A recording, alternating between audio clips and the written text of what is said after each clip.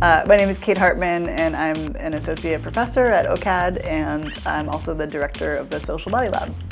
So historically, my creative practice within the last 10 years has dealt a lot with wearables and body-centric technologies. Recently, since my sabbatical, I've been working to integrate rapid prototyping and digital fabrication into my practice as well, moving beyond just working with textiles and electronics. So when I was away on my sabbatical, I was able to do a 4-month residency at Autodesk's Pier 9 facility, and I'm actually back here for the summer to do a few more weeks and complete an upcoming project. Previously in my residency, one of the things I learned was how to do CAM, so actually how to learn how to toolpath on existing models so that they can be milled with a particular machine. And so the last time I was here, I was able to do a bunch of different tests. So I was working with something called the Haas vertical mill. So it's a 3-axis mill, so it can go in 3 different directions. And it's pretty amazing because it operates really, really fast. It's a really big professional machine. And I was using it to mill aluminum. And so my workflow was that I was actually working mostly with body parts. So I was 3D scanning body parts, bringing them into the, looking at the files, manipulating them, cropping them in such a way that they would work with the stock of material that I had, and then actually doing the toolpathing for them and then bringing them into the machine and seeing how the machine interpreted those files and coming out with, real aluminum body parts or body part surfaces, which was pretty exciting. So this all took a lot of learning, and it was hard for me because I'm new to 3D, haven't done it before. And so the reason I came back was because I got through a lot of different experiments the last time I was here, which was really exciting, but I didn't get to the point where I could make more polished work. So what I'm hoping for out of the next couple of weeks is to actually revisit that project that I was working on and try to come out with something a bit more refined that might be a little bit more exhibition ready. So this was the last project I was working on. And so you can see here that this is actually overlaid on the person's hand who was scanned initially, and so the hand went through all these different digital processes and a physical process, and then this bar here is the result, and it's done on a 1-to-1 scale, so as if it were the hand itself. And so yeah, this instructable kind of details my whole process of going through the 3D scanning, all the 3D work that needs to go into it, and then actually figuring out, through the simulation how to do the tool pathing. This image here is actually the one time I broke a mill, which is a good learning experience, something you shouldn't do repeatedly, but I ended up not looking quite close enough at the simulation, and the tool took a little bit too deep of a plunge and snapped. So that was a good time to learn.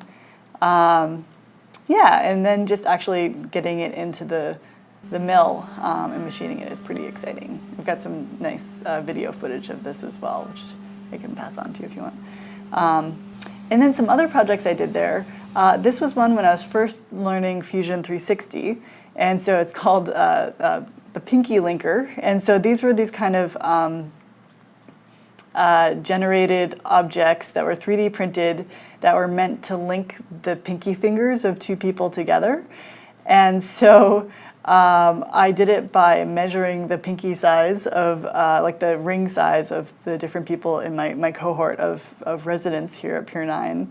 And then based off of that number and also a survey I did of how well they knew each other, I used the user parameters in Fusion 360 to generate these spacer devices as to like how close or far they should be positioned from each other in terms of their comfort and proximity. And so both people's feelings about their relationship to the other are taken into consideration in the design of the object.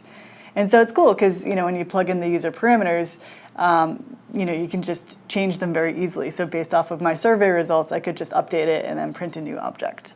And these were printed on a Fortis 3D printer, so a very big professional one, but FDM, so still fairly interesting and accessible material-wise.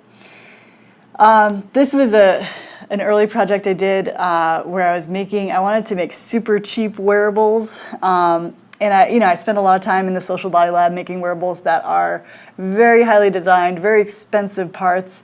And I was like, I want to make a wearable that I can make for everybody. And so I thought, what's the simplest, most basic material I can use? And I was like, well, cardboard is great because it's very cheap and it's also recyclable if we want to get rid of them at the end.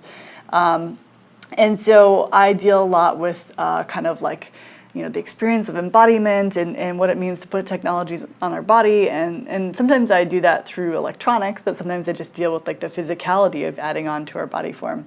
And so I made this design for a laser cut kind of like porcupine wearable. And I ended up making a set of materials for 30 of them. And while I was here at Pier 9, I had a porcupine workshop / cocktail party, where it was a 30-minute workshop followed by a 1-hour cocktail hour, and a bunch of the various people here showed up. So some of my fellow artists, some of the shop staff, some of the random Autodesk employees, and they came and put together these porcupine outfits, and then wore them for an hour while they drank some lovely cocktails. In my work, one of the things I'm really interested in is ubiquity, even if it's just local ubiquity. So when something goes from being weird to normal, and I think if everybody's wearing something, it normalizes quite quickly. So I've done this with 30 people. I did it last month in New York with 50 people, and I think at the end of this month I'm going to do it in Detroit with 100 people. So that will be an adventure.